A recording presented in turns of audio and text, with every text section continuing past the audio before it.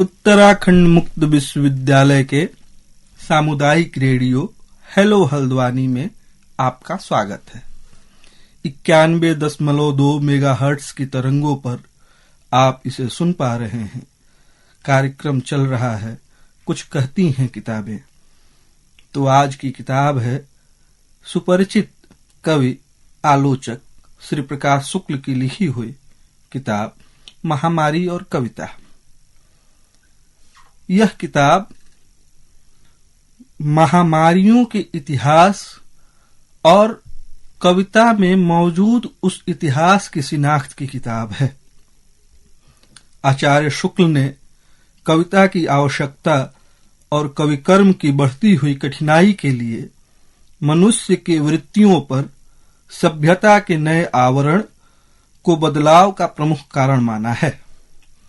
ज्यों-ज्यों हमारी वृत्तियों पर सभ्यता के नए नए आवरण चढ़ते जाएंगे, त्यों-त्यों एक ओर तो कविता की आवश्यकता बढ़ती जाएगी, दूसरी ओर कवि कर्म कठिन होता जाएगा। इस वाक्य को लिखते हुए आचार्य शुक्ल को शायद ही यह एहसास होगा कि 21वीं सदी अपने आरंभ में ही महामारी का एक ऐसा दौर देखेगा जो सभ्यता के पूरे रूप को ही आमूल चूल बदल कर रख देगा। हम में से किसी को यह एहसास तक नहीं था कि आज के न्यूज चैनलों पर वायरल होने वाले समाचार की तरह एक अदृश्य बीमारी ऐसे फैलती जाएगी कि संपूर्ण विश्व एक आकस्मिक स्थगन का शिकार हो जाएगा। कोरोना का फैलना अप्रत्याशित था, अथवा इसे लेकर कई तरह के भ्रमजाल सत्ता एवं समाचार चैनलों द्वारा प्रसारित किया गया। लेकिन हालात ऐसे बनते चले गए कि संपूर्ण विश्व इस महामारी के जद में आ गया। अब उन कारणों का पड़ताल सरकारी एजेंसी करे तो करे। यथार्थ यह है कि महामारी से बचाव के लिए जो सबसे त्वरित उपाय सूझा संपूर्ण बंदी का, उसे बगैर विचारे आनन फानन में लगा दिया गया। हम सभी अचानक घरबंदी के शिकार हो गए। सबने अपने तरीके से इसे काटा। सबके अपने संघर्ष और उन संघर्ष की अपनी कहानी और उससे निपटने के तरीके अलग अलग थे। कोरोना संकट इस सदी के लोगों के लिए अप्रत्याशित और अयाचित स्थिति थी।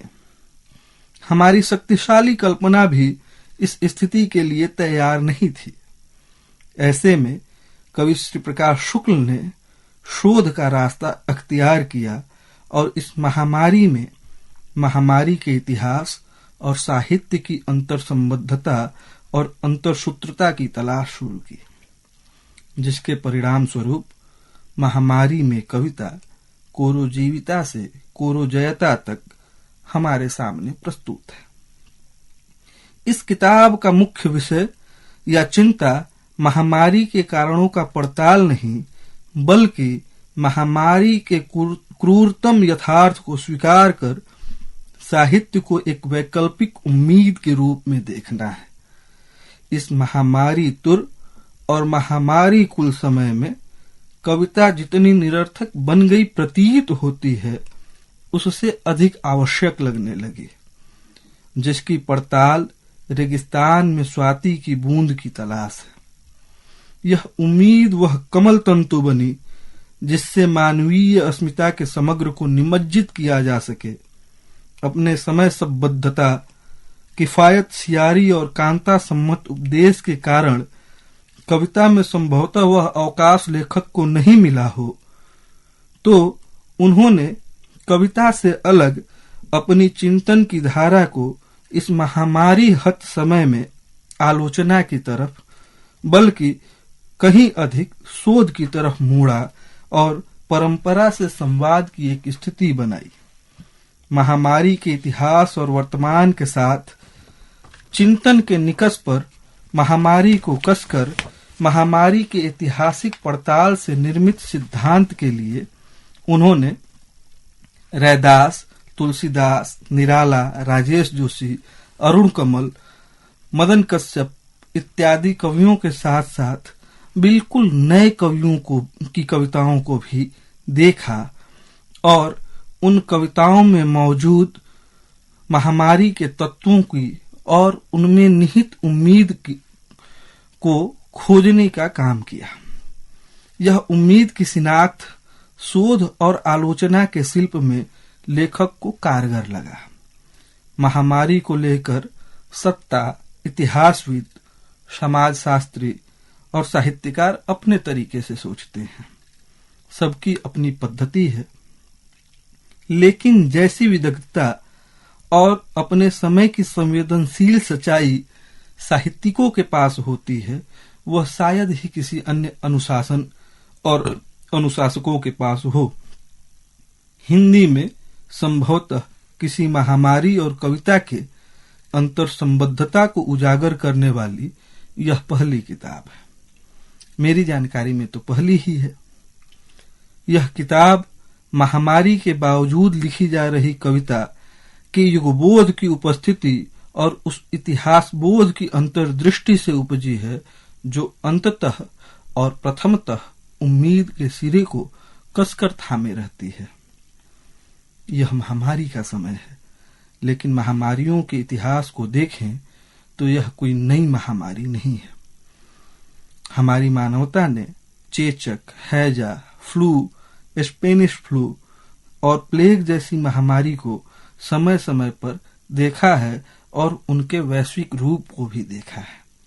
और इन महामारियों में उस समय के रचनाकारों ने उस महामारी के तत्वों की और मनुष्यता के जी उठने के तत्वों की शिनाख्त अपनी रचनाओं में किया है। महामारी के समय में जहां सत्ता जनता को डराकर शासन करने के उपाय को खोजती है, वहीं रचनाकार की चिंता मनुष्यता को बचाने की होती है। महामारी और कविता उन्हीं कविताओं की तलाश और पड़ताल है।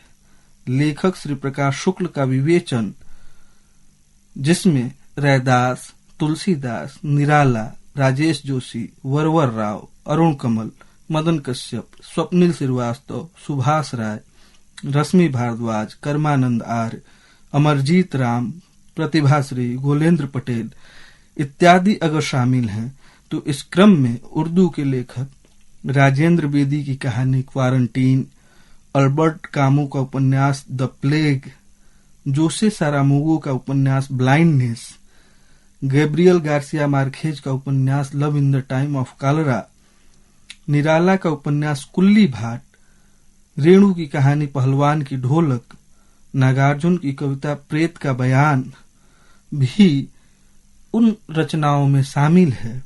इसके अतिरिक्त Martin Luther King, Gail Omvedt, Chinmay Tumbe, Ramin Jahanbegloo, Robert D Kaplan, Norman E Rosenthal, रियो बरादकर इत्यादि विचारक भी मौजूद हैं। इस पद्धति में उन्होंने कविताओं के विवेचन में परंपरा और समकालीनता को एक साथ खोजने की कोशिश की है। कविताओं के साथ साथ वे अन्य रचनाओं और विचारकों के पास जाते हैं और अपने समय की शिनाख्त की कोशिश करते हैं। कुछ उद्धरण से मैं अपनी इस बात को और स्पष्ट करना चाहूंगा। वे लिखते हैं, रविदास अपने समय के संत्रास व आपदा से बचने के लिए ईश्वर की नहीं, कविता की शरण में जाते हैं।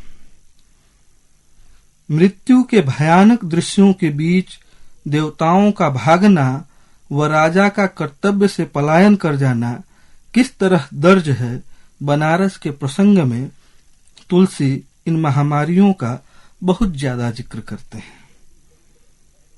अगला उद्धरण, महामारी के मानस के भीतर मनुष्य की मांगलिक शरणेच्छा का विधान रचने वाले निराला हमारे समय के महान कवि हैं, जिनकी प्रेरणा से आज भी हम बहुत कुछ सीखते हैं। वे आगे लिखते हैं, जहां नेपथ्य से कोई प्रलय की छाया का पाठ करता हुआ दिखाई देता है, जहां सड़कों पर सन्नाटा पसरने के साथ एक भयानक पागलपन पलता रहता है घरों के भीतर। महामारी में ईश्वर का अस्तित्व सबसे ज्यादा प्रश्नांकित होता है और पुरस्कृत भी। वे और आगे जब अपने विचारों को बढ़ाते हैं तो लिखते हैं, आज की महामारी का चरित्र तकनीकी व राजनीति के कारण पूरी तरह से बदल गया है। आज यह जैविक बायोलॉजिकल ही नहीं, वैचारिक आइडियोलॉजिकल भी हो गई है। आज यह वायरस जनित विचार ही नहीं, विचार जनित भी हो गई है। निरीश्वरता भी एक तरह से समकालीन दबाव ही है।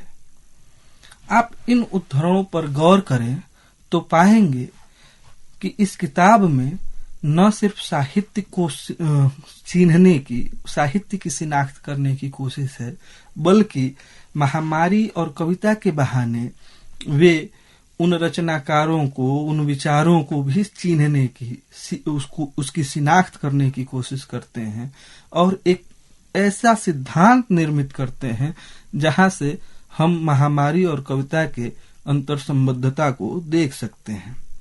ऐसा ही एक उदाहरण है, ऐसी महामारी में चिकित्सक हमारे लिए भगवान और रक्षक की भूमिका में हो जाते हैं, और यदि हम भगवान न भी कहें तो कम से कम रक्षक की भूमिका में वे हमारे बीच तो होते ही हैं।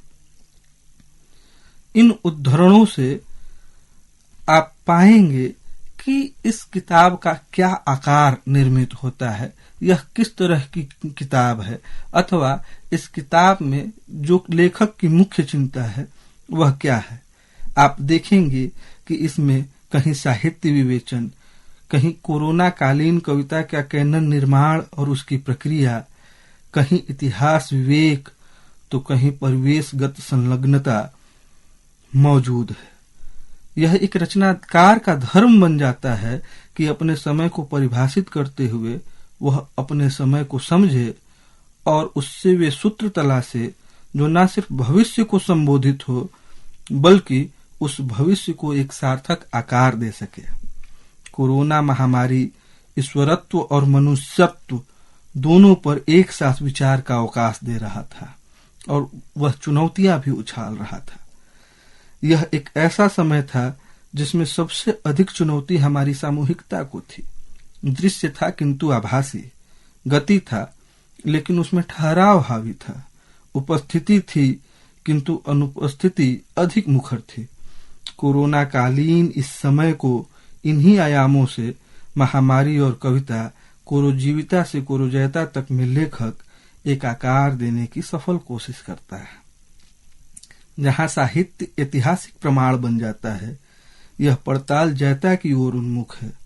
यह किताब यह सिद्ध कर देती है कि कविता उम्मीद का सबसे सबल माध्यम है।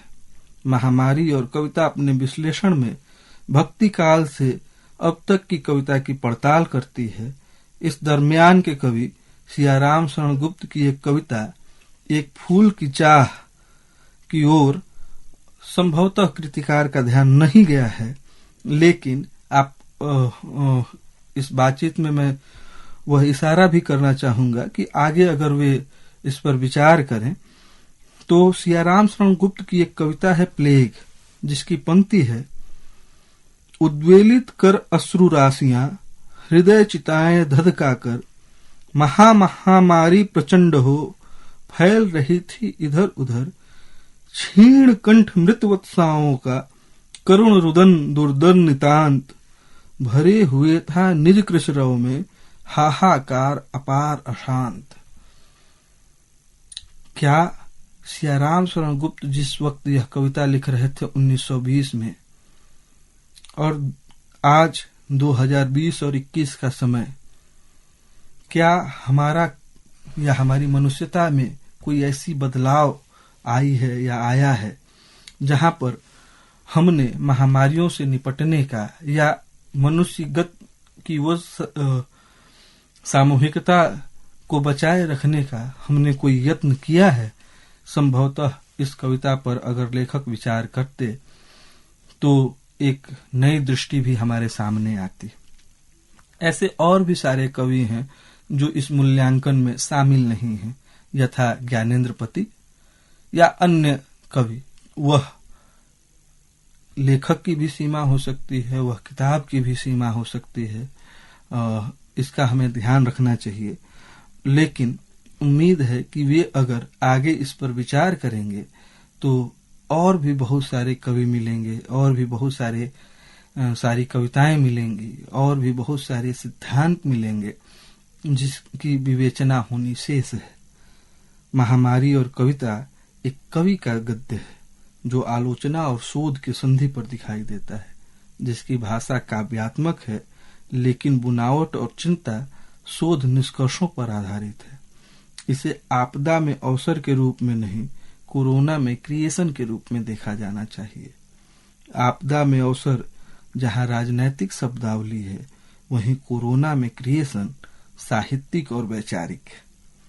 सत्ता अवसर तलाशती है और साहित्य संभावनाएं।